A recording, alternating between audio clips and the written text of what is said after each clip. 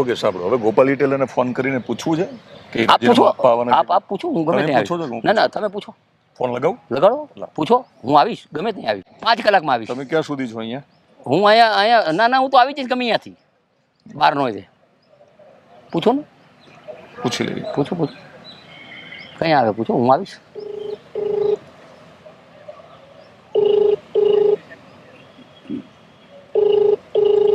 નમસ્કાર, હું દિનેશ સિંધવ. કાંતિ અમૃત્યા મારી જોડે છે. શા માટે મારી જોડે છે એ હવે કોઈ સવાલ રહેતો નથી, પણ પહેલો સવાલ કે ગાંધીભાઈ રાજીનામું આપવા માટે આવ્યા હતા, રાજીનામું કેમ ના આપ્યું? છેલ્લા 5-6 દિવસથી જાણો હો કે મોરબીમાં થોડીક તકલીફ હતી, એની મેં ક્ષમા માંગી. નાની મોટી કામ ચાલુ થઈ ગયા છે. ત્યારે આમ આદમીના કાર્યકર્તા એવું બોલતા કે ગોપાલ ઇટાલી આવશે, જોઈ લેશી, વિસાવદર થશે. હવે એ સીટ તો અમારી હતી નહીં, પણ મને એવું લાગ્યું કે સમગ્ર ગુજરાતમાં અત્યારે આમ આદમીના પાર્ટીના કાર્યકર્તા દોરવાના પ્રયત્ન કરે. કેજરીવાલ અહીંયા કાંઈ હે નહીં, દિલ્હીમાં પતી ગયું, અહીંયા આવીને વાતું કરે. કોણ? કેજરીવાલ કેજરીવાલ. એ અહીંયા વાતું કરે. એટલે મને એવું લાગ્યું ગુજરાતને બદનામ કરે. બીજું, આને જોડું મારીને મોટું ન થવાય.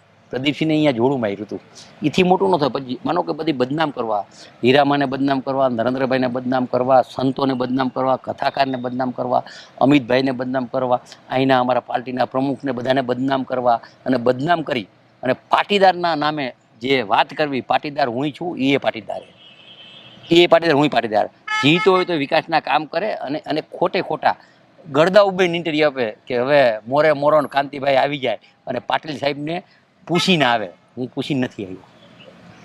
હું આવ્યો હું ગુજરાતની પ્રજાને જે દોરવાની વાત કરે, અધિકારીને બાનમાં લેવાની વાત કરે, અને એને જે સિસ્ટમ છે એ સિસ્ટમ ગુજરાતની બગાડવાની વાત કરે. તો મારો એનો આહવાન છે, હું આજે આવ્યો ન આવ્યો, ગમે ત્યારે આવશે ત્યારે હું 5 કલાકમાં આવીશ, ગમે ત્યારે. પણ રાજીનામું તમે પહેલું આપવાના હતા? ના, હારે જ આપવાના હતા પેલા. હા, જોરાઈને કાગળ આમ પેલા હું દેત, પછી દેત. તો ચલો, પાટીલ સાહેબને તમે પૂછ્યા વગર આવ્યા છો, પણ પાટીલ સાહેબનો તમને ફોન આવ્યો હતો, તો એમને શું લાગ્યું? ના, મને કઈ એવું પાટીલ સાહેબનો ફોન આવ્યો નથી. કોઈ ફોન નહીં, કોઈ પાર્ટીનું કોઈ નહીં. આ મારી ભાવના છે કે ગુજરાતના આમ આદમીના પાર્ટીના કાર્યકર્તા નુકસાન કરે, ગુજરાતના નેતાને નુકસાન કરે, ગુજરાતની જે ઇમેજ છે એ બગાડે છે. મારું તો કહેવાનું એમ છે કે ગુજરાતને શું કામ બદનામ કરો? કરવું તો પાકિસ્તાનને બદનામ કરો ને. એટલે તમારી વ્યક્તિગત લડાઈ? મારી વ્યક્તિગત લડાઈ. એટલે તમારા પ્રમુખ પણ નથી અહીંયા પનારા ના, ભાજપના? અમારા પ્રમુખ, અમારા કોઈ વ્યક્તિગત લડાઈ એમાં મારા કાર્યકર્તા. ના, કાર્યકર્તા જ બધા આવ્યા, કોઈ હોદ્દેદાર નથી આવ્યા. ઓકે, જિલ્લાના પ્રમુખ કોઈ સમજાવો કે આટલી બધી તમે કીધું કે આ પ્રકારની છબી હોય ગોપાલ ઇટાલિયાની, આમ છતાં વિસાવદરમાં જીત્યા કેમ? વિસાવદર સીટ અમારી છે જ નહીં, અને હવે એકવાર રાજીનામું દઈને લડે. વિસાવદર? હા, વિસાવદર લડે એકવાર રાજીનામું. અમારો કાર્યકર્તા મૂકી જીત મને કહેજો, અને હું રાજીનામું, હું મોરબી. વિસાવદરમાં માનો કે ગોપાલ ઇટાલિયા રાજીનામું આપે તો તમે લડવા જાઓ ત્યાં? ચેલેન્જ વિસાવદરમાં એ રાજીનામું દે, હું અહીંયા દઉં. વિસાવદરમાં એ લડે ને એટલે અમારો કાર્યકર્તા લડશે. હું રાજીનામું દઉં લડવા ત્યાં નહીં, હું મોરબી રાજીનામું લઉં, એનો કાર્યકર્તા અહીંયા લડે. ઓકે, હવે એમના કાર્યક્રમમાં ત્યાં તમારા જે ભાણા છે એ તમારી સામે આવે? મારો ભાણો તો હોય તો હમ આવે જ નહીં ને. એટલે મારો ભાણો કહેવાનો હોય, એમાં લડાઈ હમે જ હોય, અને નીતિ નિયમ હોય છે, સિદ્ધાંત હોય, વિચારસરણી એની અલગ હોય, મારી હોય. ભાણો હોય, ભલે ભાણો હોય, પ્રસંગમાં જવાનું હોય, બેહવાનું હોય, વ્યવહાર હોય, પણ વિચારસરણી તો અલગ હોય ને. થોડુંક ટૂંકમાં સમજાવો એક નેતા તરીકે, વિસાવદર કેમ હારે છે ભાજપ? પણ વિસાવદર એ તો બધી સીટો તો કેટલી 160 સીટ આવી. થોડુંક ટેકનિકલ. ના, 160 તો આવી. એટલે ત્યાં ગોપાલ ઇટાલિયા જીતે છે કે ભાજપ હારે છે? જે હોય હજી આજુ રાજીનામું દઈ દઈએ, અત્યારે અહીંયાથી દે ના, અહીંયા લડે, અહીંયા અમારો કાર્યકર્તા લડશે. હું રાજીનામું, હું અહીંયા લડું, અહીંયા એનો કાર્યકર્તા તોય કરી બતાવશે. મોરે. ઓકે, તમે જે કબૂલાત કરી છે, તો મોરબીમાં કયા કામો બાકી છે? મોરબીના ઘણા બધા કામ થઈ ગયા છે. પાણીના અઠવાડિયું વરસાદ આવ્યો, એમાં તકલીફ પડી, ઘણી બધી તકલીફ પડી છે. કારણ કે અમુક જો માનો લાઠી પ્લોટ છે, એને આપણે ગટરનું કામ, એને પાણી પંચાયત કાઢવાનો. આજે અત્યારે જે વાત કરી એ રોડની, એ રોડ આપણે આજથી વર્ષ પહેલાં કર્યો, સિંગલ પટ્ટી કર્યો, એ પછી ડબલ પટ્ટી કર્યો. એટલે એનું મુહૂર્ત આવતી 10 તારીખે, લગભગ 5 જ કામના 3 મહિનામાં મોરબી શહેરના આજુબાજુ ગામડાના ખૂબ કામ આલે છે. પણ મોરબીમાં તકલીફ એ છે, મોરબીનો વિકાસ એટલો બધો રાજકોટ કરતા જાજો. યોજના પાણીની હતી, ભૂગોળ ગટર એ નહીં છે, રાજકોટ કરતા જાજા માણસો આવે, આખા સૌરાષ્ટ્રના અહીંયા આવે છે.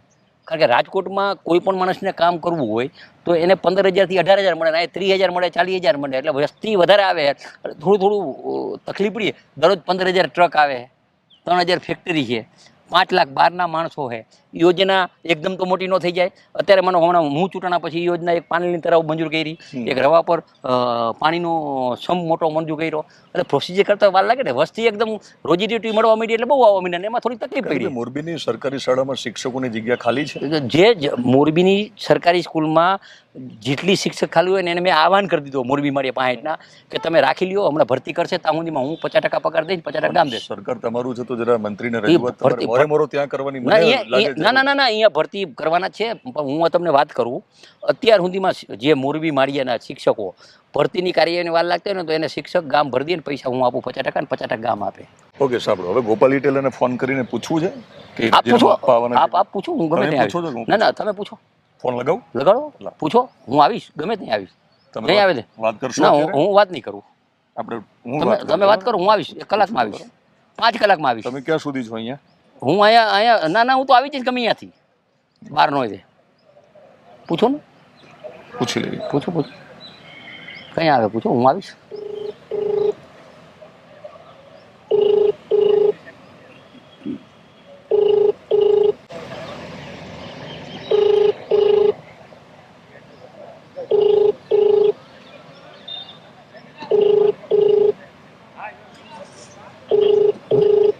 હવે મૂકી દો, નહીં ઉપડે.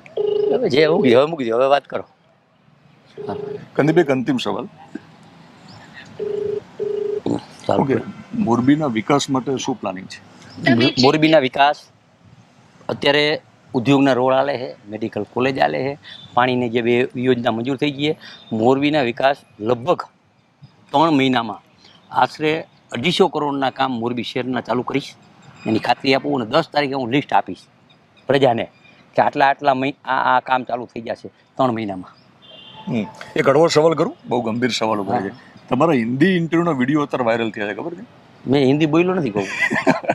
એક જૂનો વાયરલ થયો, જૂનો થયો છે તો હું હિન્દી બોલતો જ નથી. હનુમાન દાદા વાળો, હા એ તો હિન્દી શીખી લો ને. પણ દાદો ના, મારે કઈ શીખવું જ નથી. મારે હું છું જે છું એ જો. પણ તમારી સામે આવ્યો પેલો હનુમાન દાદો એક જ હનુમાન દાદો એ કહું ને હજી માનો કે જૂના કાળમાં જયારે નેતાઓના કાર્ટૂન બનતા ને તો નેતાઓને મજા આવતી. મને પણ હું તમારા હિન્દી વાળો વિડીયો તમારી સામે આવે, બધું જે સામે આવે હું સાચો ભગવાનના ભરોસે મળીએ. Thank you. તો અદા કાંતિ અમૃતિયા, ગોપાલ ઇટેલરને મેં ફોન કર્યો છે, કોઈ તમને ફોન ઉપાડ્યો નથી. ગોપાલભાઈ, મારે અંગત તમારું ક્યારેય કોઈ કામ પડવાનું નથી, પણ તમારો પક્ષ પર મારે જાણવો હતો